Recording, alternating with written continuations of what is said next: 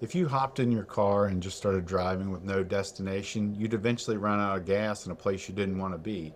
Yet that's how so many of us treat our marriages. We just hope it works out, but really hope isn't a strategy.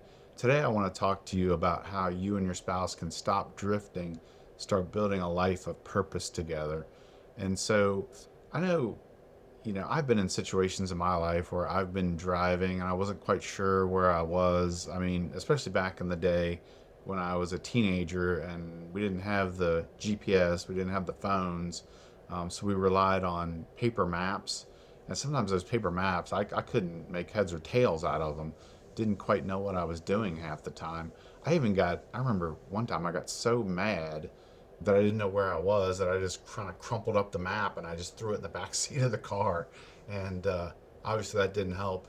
That didn't help the situation for sure. I know another time I was driving to, I think it was a basketball game with a friend, and didn't again know where we were going. And so what do? I turn down an exit ramp of the highway. So I'm entering the highway on an exit ramp. Thankfully, someone was coming down the exit ramp, saw me, were flashing their lights. As soon as I saw the flashing lights, I was like, I knew exactly what I had done. So whipped the car around and got back on my course. And we got to the basketball game eventually, but obviously taking a few deep breaths and probably having to calm myself down.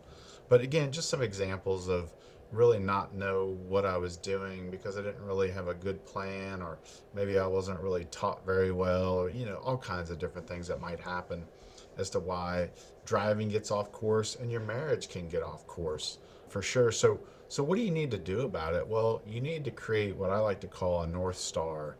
Every organization has a mission statement. Your family needs one too. When life gets chaotic, when the finances are tight or the kids are acting out, you need a North Star to remind you why you're doing what you're doing. What do you want your home to feel like? What do you want your legacy to be? And so I know with Love How Deep, we have a mission statement. And the mission statement goes something like, we help couples strengthen their relationship by providing them with tools and resources that rely on the transformative power of God's Word. So there's a lot of things going on in there. Where number one, we're helping couples. Number two, we want to help them strengthen their relationship. That's our number one kind of goal. But then, how do we want to do it? Well, we want to make sure that we're bringing God into the equation. And we like to use Christian principles, and we like to rely on the Bible for ways in which we live because honestly, personally speaking, I've been in a marriage before. I've been married twice. My first marriage was completely void of Christ and God. We didn't go to church, didn't read my Bible, didn't really pray other than probably the prayer at the dinner table. So, and I take responsibility for that. I'm the male.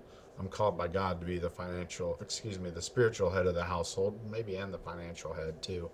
But and I wasn't doing that, and so I really saw from a personal standpoint what it was like to be in a marriage that was void of that, and what it was like to be in a marriage that I'm in now with Heather, where this is a big part of our relationship. Completely different. And I was married for the first time for 5 years. I've been married in this relationship for over 20 at this point, and I'm assuming we're going to go the distance. I'd like to hope so, but it's going to take some work, of course, just like every marriage does. So, what I would encourage you to do is come up with a mission statement for your marriage. Maybe it's something that brings you together. Obviously, the mission statement in Heather and my marriage is that we're wanting to help other couples. That maybe that's a mission statement for you. Maybe it is all about like helping others, but it doesn't necessarily have to be. It can be just, I want to create the best marriage, I want to create the best family, and I want to be the best parents that we can be. And maybe it just centers around that. And there's nothing wrong with that. But the point is to create it. And then what you want to do is work on trying to live your life by that statement every day if you can. And when you start to veer off course, think back, what's our mission statement? Oh yeah, it's, this. Again, for Heather and I, if she comes to me and says, I want to do a video about, I don't know, swimming, teaching swimming lessons to, I don't know, young females, well, if she doesn't really somehow relate that back to marriage and bringing God into the equation and to help strengthen couples' relationships, then it really doesn't fit. You see what I mean? And of course, you're going to have moments in your relationship in your life where maybe you aren't completely living by that mission statement. You don't have to live by it 24/7. But, when it comes to the big things and big decisions in your life, you really want to filter and focus and funnel everything through that mission statement. And if you do that, a couple of things happen. Number one is it makes life easier. If you have something to think about, like a mission statement, and you have a decision to make, you can immediately go to that mission statement and go, well, does this fit or does it not fit? And if it does fit, do it. If it doesn't, then don't do it. So that's great. But then also, it again keeps you on track. It keeps you from drifting and drifting away. Maybe your mission statement says something like, loyalty is an incredibly important thing to you because maybe there's been some infidelity in a past relationship, or maybe there's even been infidelity in your current marriage. And maybe you decide that your mission statement has to be all about loyalty.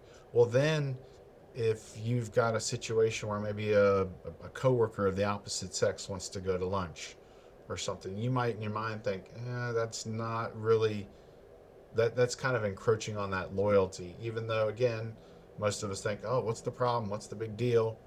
Again, we can kind of, God doesn't want us to get close to that line of sin. He wants us to stay as far back as we can from it. So we often think, oh, I'm not going to cross over. Well, there's potential. And again, if you have that mission statement built, you can again bring it back to your mind and think, okay, does this align or does it not align? And again, it will really help you make decisions. I promise you it will. Not, Another thing that I want you to keep in mind is the power of mutual support. A visionary marriage is where both people are invested in each other's growth. Are you a fan of your spouse's dream? Do you even know what your spouse's dreams are? Part of our job is to really be a chief encourager for our partner. And when one of you wins, the other one wins.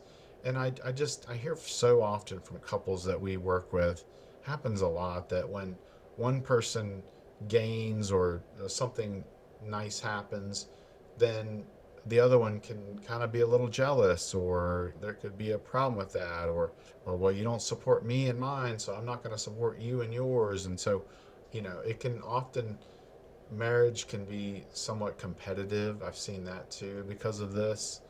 Again, when somebody does something well, like it's a promotion at work, I've heard people comment, well, there's this was luck or whatever it might be, and it's like, wow, you're talking to your spouse like that?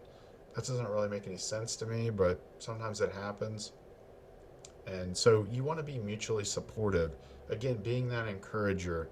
Talk a lot about making those daily deposits in your marriage. You want to be an encourager. You want to build up. You don't want to tear down. And it's easy.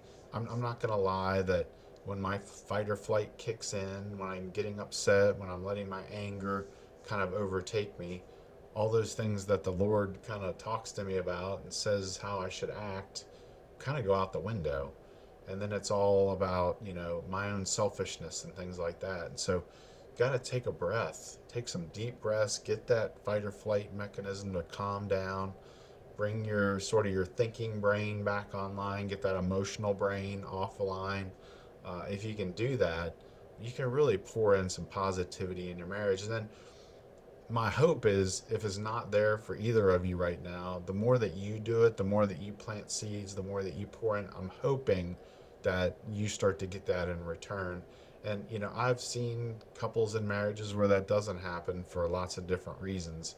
But I think for a lot of couples in marriages that we've worked with, yes, we do tend to see that tend to come back. Because what do they say? You reap what you sow. And hopefully, if you're sowing seeds of encouragement and care and appreciation and love and kindness and gentleness and patience, hopefully you might get that back immediately. Maybe you might get that back in a few months. Maybe it might take longer than that. I don't know. But hopefully you're going to get that. Also, want you to build for the next generation. you're going to be drifting off course if you're not thinking about the next generation. It shouldn't be just all about me and all about what I do. If you have children, obviously they're the legacy. If you don't have children, hopefully you're pouring into younger people if you can. And simply, probably one of the best things that you can do is don't just live for today. Of course, we want to have fun, we want to enjoy ourselves, but are you teaching the world what marriage looks like by how you treat each other? Sometimes that's all you got to do. And again, whether you have kids or not, people are watching. Your marriage is a story. Is it a story of like getting by, or is it a story of abundant life, or is it a story of tearing each other down? I once heard recently someone say that they never want to say anything in public that tears their spouse down, or and even in sarcasm. And again, I'll raise my hand and say I'm guilty of this. Maybe like a little poke or something to Heather in front of people, and that's not right. And we really shouldn't do it. And I'm going to work on that one. So if you're doing that one, yeah, again, especially in public, use it to build up your spouse. You really want people to see it, and not from a fake. I'm not talking about being fake, but I'm really talking about trying to uh, bring what people see in public and bring it inside the home too, and have those match, and have those both be high and encouraging and building up and etc. Because again, people are watching, kids are watching. They say that when stress is in a marriage, when there's a lot of arguing and a lot of disagreeing, kids can see that. Kids can feel that, and even when they're young, even when they're toddlers or previously, there's even been research that says that stress inside the womb is not good either, and it does affect the child. And so just remember that when you're getting off course with each other. This really, it's all about staying the course, staying on course by developing a mission statement, mutually supporting each other, and then making sure that you're building for the next generation by showing them what it means to be married and what it means to have a godly marriage. It's extremely important. So thank you so much for tuning in. As always, we love and appreciate your support at lovehowdeep.com. Please check us out. I would love for you to pick up our free communication guide. It's called the 10 Practical Strategies to Communication. Will really help you and your spouse really, again, get on course and stay on the straight and narrow, so to speak. So, and I'll make sure that I provide a link wherever you are watching or listening to this. All right, everyone, make sure you love deep, and I will talk to you next time. Take care.